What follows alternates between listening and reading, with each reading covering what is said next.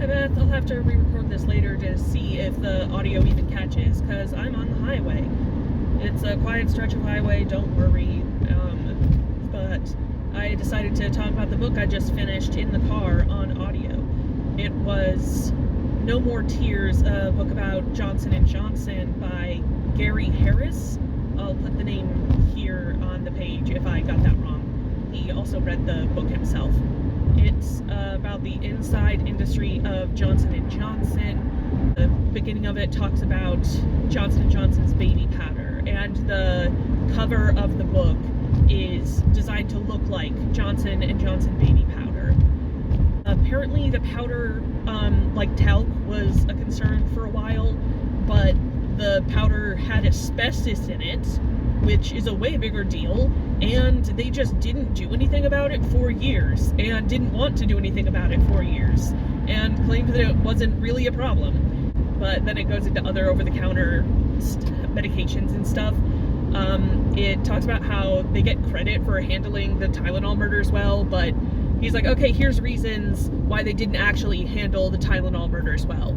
As we both know, the Tylenol murders are still unsolved and everything. The author suggests that Johnson & Johnson did not actually do everything they could do in transportation in making sure that these pills weren't tampered with. They didn't pull things or notify anyone as quickly as they could have.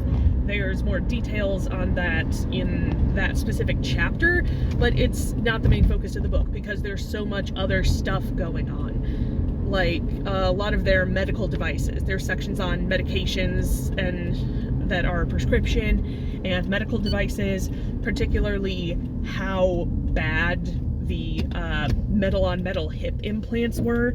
They just created metal shavings in people's bodies. He straight up lied about the hip implants and said it was the surgeon error, that it was either a surgeon making a mistake or not everybody having the right body for metal-on-metal hip implants. But it was just that they had a faulty product.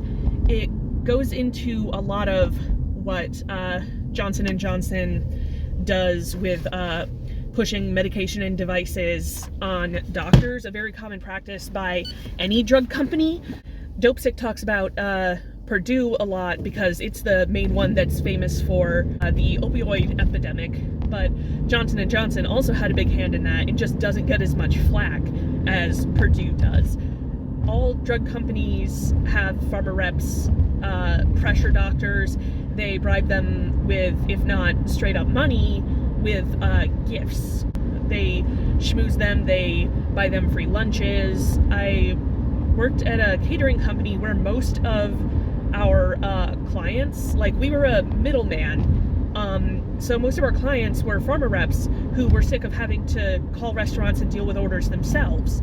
So I worked with tons and tons of pharma reps, which sucked during COVID, and a chunk of them were like nice people, but others would like scream at you if food was 10 minutes late because they need to give this food to the doctor to sell them drugs and devices. The problem with bribing these doctors is that they have now this other relationship with you, even if they think it's above board because, hey, they just bought me lunch and they just buy me lunch once in a while because my team has lunch while they sell me stuff.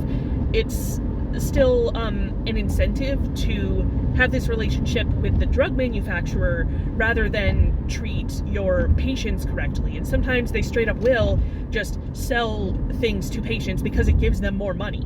Devices also included vaginal mesh that was meant to help women with prolapse, but it ended up causing extremely painful sex. One woman that he mentions lost her husband after this surgery. He didn't die from the mesh, he left her. It was something that some people couldn't have repaired even after one woman had as many as 18 surgeries to try to remove the mesh, and it just didn't work. It was a plastic mesh, so it didn't allow enough stretch with the human body, and the vagina needs to stretch a lot. In the conclusion, the author talks a lot about responsibility, and this was sprinkled throughout the book.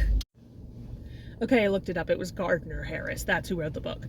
But there are pharma reps who said that they were encouraged to push the drugs more than other companies they ended up working for. They were encouraged to straight up lie about products, their uses, their safety. A lot of people encouraged, and the companies would want their sales reps to do this. This wasn't something the sales reps did on their own. A lot of the Johnson & Johnson company wanted to have pharma reps encourage doctors to use the meds for off-label use. So that means, like, if a side effect of one drug is lowering blood pressure, then they want to encourage doctors to sell the med to patients for the side effect, not for the intended effect, because the side effect isn't an FDA approved way of using the drug. So this is just an off-books way of selling this drug to more patients. The conclusion details structural changes that can be made to fix this. Things like having the FDA actually put scrutiny on big companies like this, because the FDA just lets a lot of stuff at these massive companies slide. They don't focus on what they're doing enough. Prohibiting doctors from taking any kind of gifts, money, or benefits from pharmaceutical companies or representatives while they're treating patients. And that would go a long way into helping. You know, Sydney McElroy from Sawbones has said she's never taken so much as a pen from one of these companies, and that's the right way to do it. Anything you take from these companies can bias you without you even realizing, and some people are just blatantly biased. Also, some medical schools have programs that are funded by these companies to train students to learn how to use their devices. Having company funded training for those doctors doesn't prepare them enough for what they're doing or for how to use these devices, and it encourages them to use these specific companies' devices, even if it may not be as beneficial as other things. So anything company sponsored, basically, get that out of medicine. There's a lot more to it than that. The final chapter is the conclusion, plus details about Johnson & Johnson's COVID vaccine, the least effective of the COVID vaccines. It's a pretty long book. I think any book about problems in medical companies are kind of important to read about, because we suffer the repercussions of that every day. Like, extra strength Tylenol, according to this book, extra strength Tylenol shouldn't really be an over-the-counter product, because that amount of acetaminophen is really rough on your kidneys.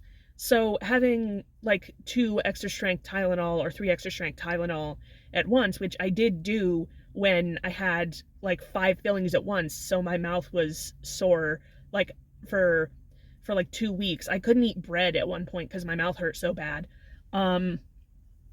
But apparently that's so rough on your kidneys that you're not supposed to do that. They just somehow get away with selling it as an over-the-counter product. I guess if you do take that much acetaminophen, drink a gallon of water with it. So I recommend reading this and Dope Sick. There's another book, like Fall of an Empire or something, about the Sackler family. There's a book about the blood trade.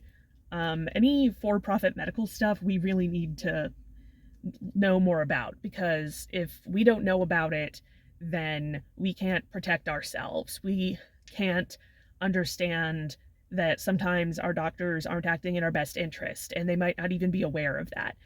We're not aware of how certain over-the-counter products might be affecting us. We also need to understand the opioid epidemic.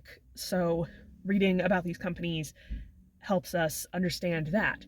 And again, COVID was such a huge deal, and understanding the role of these companies, mostly American companies, being behind a lot of the patents and the treatments for the vaccines that we got. We need to understand that. It affects our lives so much. Even like basic birth control products, even something as simple a household item as baby powder that might be full of asbestos. So it's a long book. It's 14 hours, but that's as long as it needs to be for the subject that it's covering. So super recommend that one. I have to go into the chocolate store now. Bye.